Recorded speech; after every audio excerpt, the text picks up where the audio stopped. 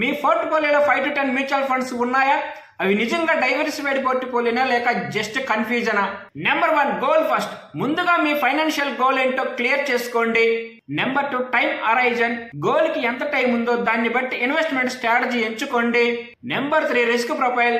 మీరు ఎంత risk comfortable గా తీసుకోగలరో ముందే తెలుసుకోండి. Number 4 asset allocation. అంతా ఒకే అసెట్ లో కాకుండా మీ గోల్ రిస్క్ కు తగ్గట్టు అలోకేషన్ చేయండి.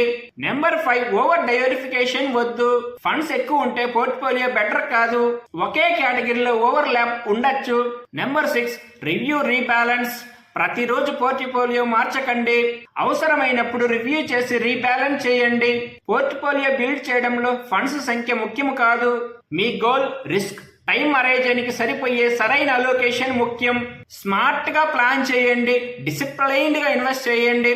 ఇలాంటి మ్యూచువల్ ఫండ్స్ మరియు ఫైనాన్షియల్ అవేర్నెస్ వీడియోస్ కోసం ఫాలో చేయండి డాక్టర్ బిఆర్ ఫైనాన్షియల్ గైడ్.